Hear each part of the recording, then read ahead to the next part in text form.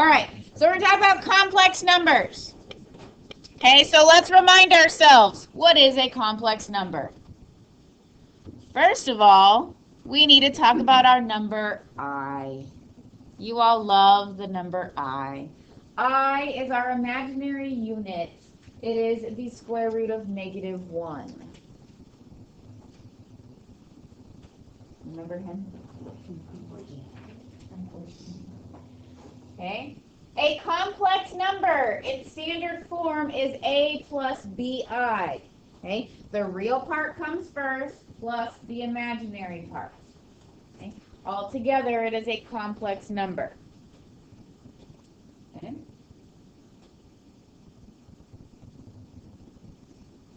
A is the real part, bi is the imaginary part, and they will come real plus imaginary.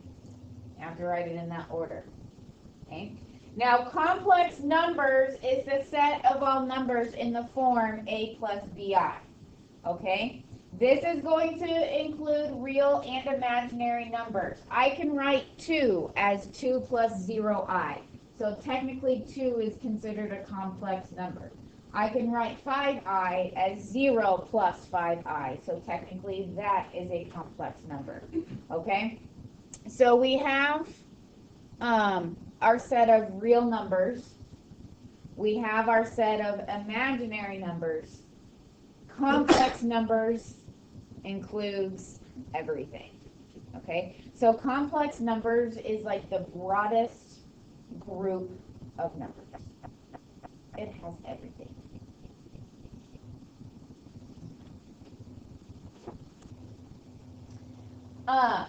So what we're going to do is operations with complex numbers. And I know that this feels very random because we've been talking about polynomials, okay? But we need to talk about complex numbers because we're going to talk about imaginary solutions to our polynomials and what those mean about our graph and what do we do when we find them and all of that stuff. So we need to remind ourselves what imaginary numbers and complex numbers are. That way we can deal with our imaginary solutions when we get them. Okay. So first, let me remind you of our pattern for the powers of I. We all know what I means. What is I squared? It is -1. Because if I is the square root of -1, then the square root of -1 squared would be -1. Okay? That's what I squared means, right? Okay. What about I cubed? Could we write I cubed as I times I squared? And what would that be? -1. Well, we're just going to leave I as I, okay? So -1 times I to the 4th. What is it? Can I write it as I squared times I squared? Which would be 1. I to the 5th.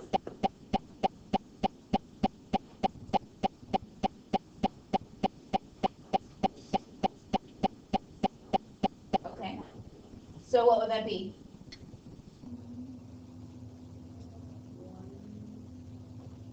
1i, right? Michaela said I squared times I squared times I, or I to the 4th times I. So 1 times I. What about I to the 6th?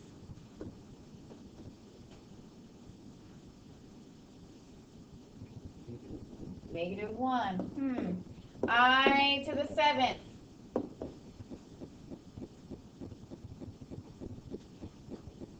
What would I to the 7th be? -I. I to the 8th. 1. 1. Do you see a pattern? Yes, you see a pattern. I negative 1, negative I 1. I negative 1, negative I 1. It follows that pattern over and over and over. So if I asked you for I to the 64th, what would that be?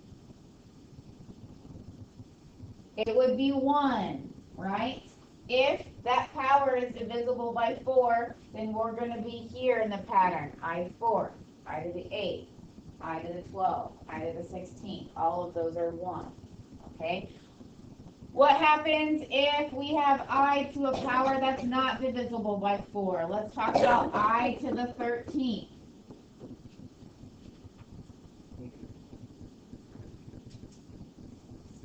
Okay, well, let's think about it. What number would be divisible by 4? 12. So I to the 12th is 1, which means we would have to start over our pattern. I to the 13th would be just I. Okay, let's write our pattern. We have I squared is negative 1, I cubed is negative I to the 4th is 1. So if we're here at I to the 12th, I to the 13th rotates back up to here. So 13, 14, 15, 16, 17, 18, 19, 20. Okay? Let's try this. I to the 22nd. Where's that going to fall in the pattern? Here, negative 1, as I've said. Okay? I to the 20th would be down here at 1, 21st, 22nd. Okay? If it's divisible by 4, you're at the I to the 4th in your pattern, and then it's just going to rotate back on through. Okay, let's try one more. Okay. Or not. I to the 101 power. I, 100 is divisible by 4, so I to the 100th is here. I to the 101st is back up here. Okay? So you will have some problems where you have to reduce I. Now, when we get into our operations, they're not going to always be as high as 101. Okay, but I need you to understand the pattern, and that's why we talked about those. Okay? So let's talk about operations with complex numbers. Are you ready? Complex numbers are in the form A plus BI. So if I ask you to add two complex numbers together, here we have 4 plus 7i and 1 minus 6i. If I don't want to add these two together, what are we going to do? Okay, same thing, same concept of combining like terms. Our real parts add to be, our imaginary parts add to be, and we're done. Can you handle it? Maybe. Subtracting complex numbers. What are you going to have to be careful with? Our sign values, okay? So it may be in your best interest to take the subtraction through the entire complex number. So I'm going to rewrite this as 3i plus 2 minus 3i minus 2 minus 5i, so I do not forget any of my subtraction.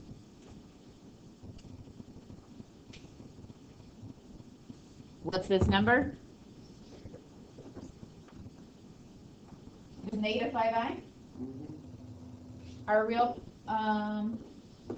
negative 5i. Yep, our real parts do go away, don't they? All right. You do not have to write this as 0 minus 5i. I will not take off if you do, but you do not have to. It's still considered a complex number even though there is no real part. Okay.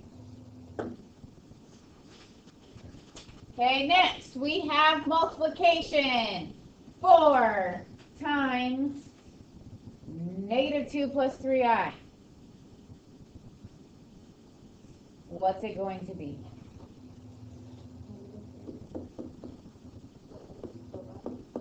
Yep.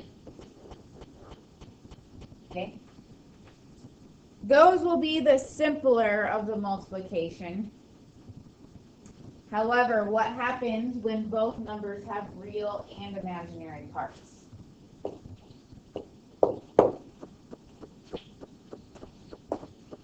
Okay, series.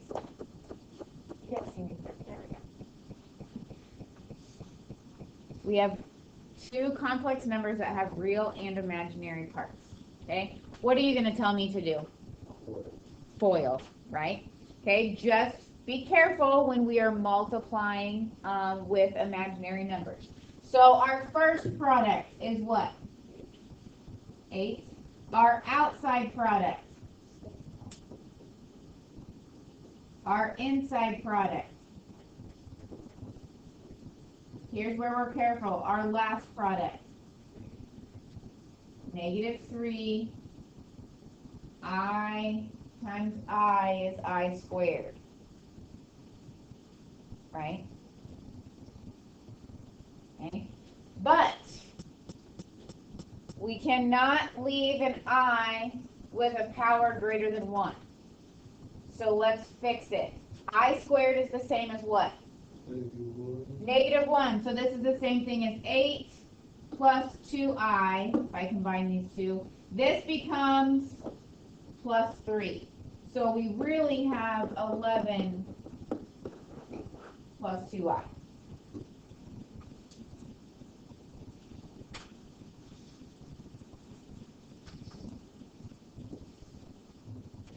You guys remember this from Algebra 2? A little bit coming back.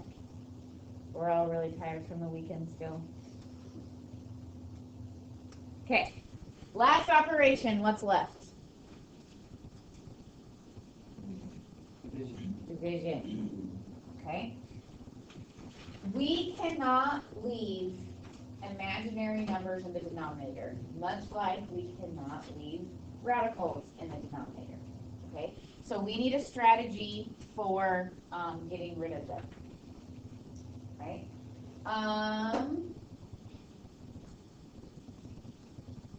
What happens when we take a plus b times a minus b?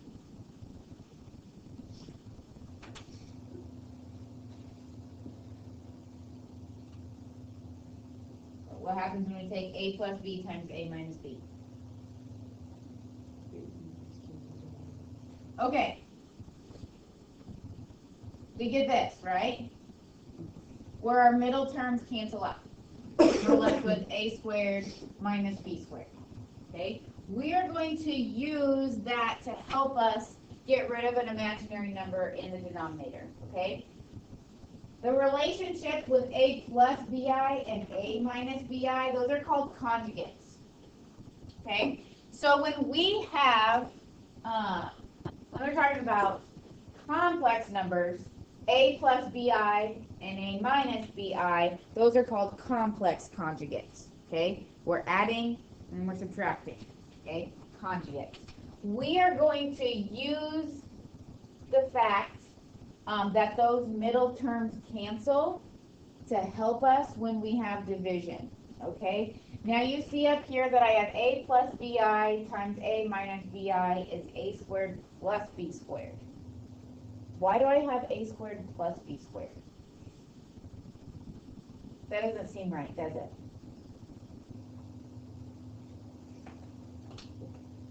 Let's do the multiplication over here on the other board. A plus bi times a minus bi. We would have a squared plus abi minus abi minus b squared I squared. So those middle terms still cancel, but what happens to negative b squared I squared? It turns into plus b squared. Okay? What I want you to notice about this is when we multiply complex conjugates, the imaginary piece goes away. Okay? So when we have a division problem, to get rid of an imaginary number in the denominator, we're going to have to multiply by the complex conjugate. Okay? So I'm going to tell you right now, these problems will be the longest problems you have to do, because you have to kind of do a couple multiplications at the same time. Okay? So, in the denominator, we have 4 minus 2i. What is its conjugate? Okay, so we are going to multiply by 4 plus 2i to get rid of the imaginary numbers in the denominator. But we can't just multiply the denominator. We also have to multiply the numerator. Okay. What multiplication would you like to do first? The bottom? Okay. We know what's going to happen here, right? We have our first product is 16, our outside product is 8i, our inside product is negative 8i, and our last product is negative 4i squared. Okay? You don't have to write this every time, because we know what is going to happen to our complex conjugates, don't we? Okay? So we know that those a, bi terms are going to cancel. You don't have to write them. And then we know that this is going to turn into plus b squared. So we know we have 16 plus 4. Okay? And if you, as a pre-calculus student who can understand patterns, if you want to go from here to here and not show the step in between, that is fine. Let's multiply the numerator. What's our first product? 8. What's our outside product? What's our inside product? And what is our last product? 6i squared. Okay? So we have 8 plus 16i. 6i squared becomes what?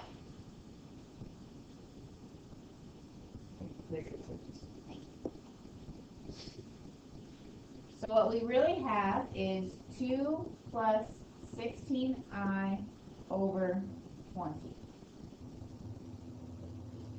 Okay. Now, I want you to write these as real plus imaginary. Okay?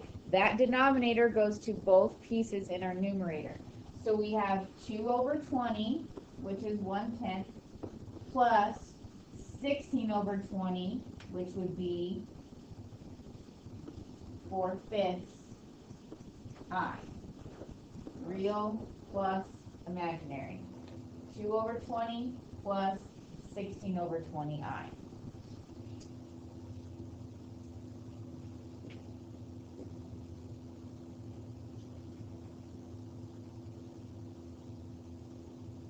Okay. This is your assignment that you will begin tomorrow. Your problem set is due tomorrow. Your quiz is tomorrow.